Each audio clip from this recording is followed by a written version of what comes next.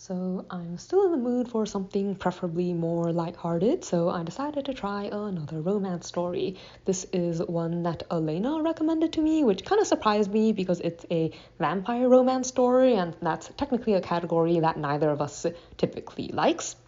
But anyways, this book is called The Vampire's Mail Order Bride, and it's book one of the Nocturne Fall series by Kristen Painter.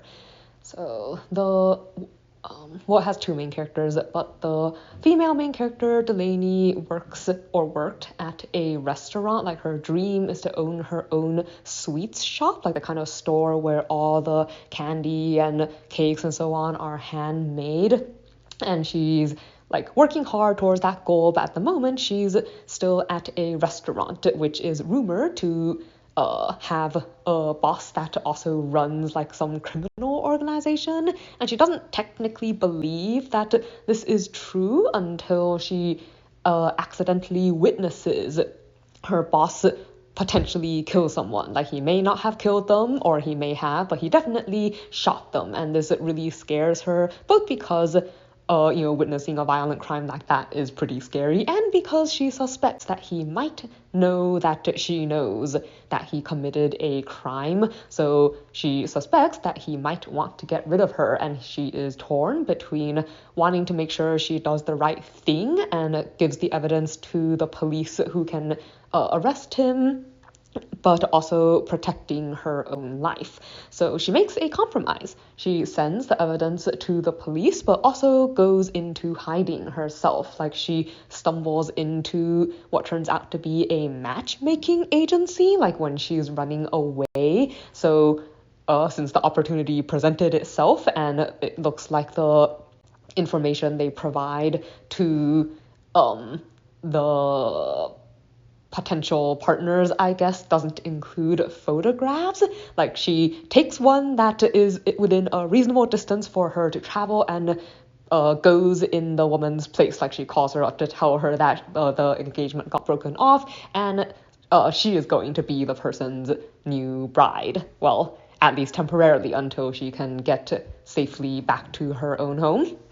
So the guy main character is called Hugh, and he is a vampire, as you can probably guess from the title.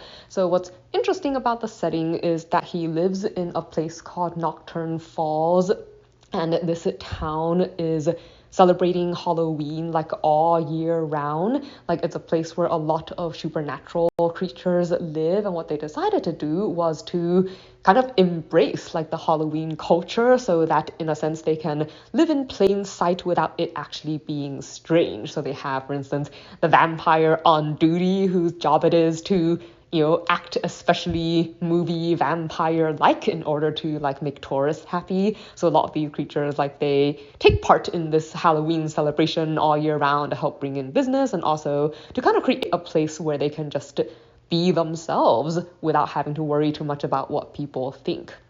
So Hugh's family runs quite a lot of this town, and his grandmother is really, really bent on him getting married. Like, she wants grandchildren, and apparently, I guess, vampires can have children with other vampires in this world, so she really wants him to find a woman who's willing to both marry him, I guess, and become a vampire, and preferably give her grandkids.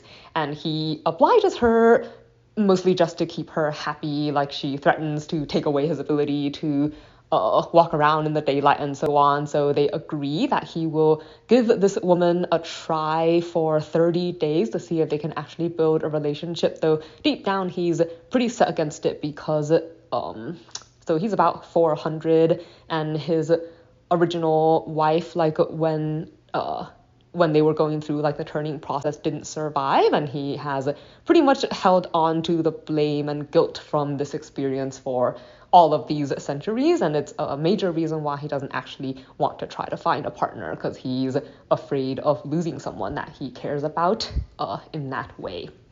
So this is a romance story, so it's how they meet, how these secrets, I suppose, get in the way, since Delaney obviously does not know that she is going to meet a vampire, and then learning to like each other, I suppose, build that relationship, get over the different obstacles, including like their feelings and the background with the mob boss potentially trying to hunt her down.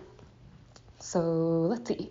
Something that I liked. This was a relaxing read, and I appreciated how, like, it wasn't one of those stories that forgot that vampires used to be human. Like, one reason I often dislike a lot of vampire stories is because it often feels like, for whatever reason, the vampires automatically suddenly think they're like superior, or like, I don't know, I often feel like the stories handle them in a way where they seem to forget that they have, or used to have, or at least should understand a lot of human desires and, wants and problems. So the fact that Hugh was dealing with an overbearing grandmother who wants him to get married and have kids, like, that's a very human kind of problem, it feels like, and the way they interact and talk about it, like, I appreciated that.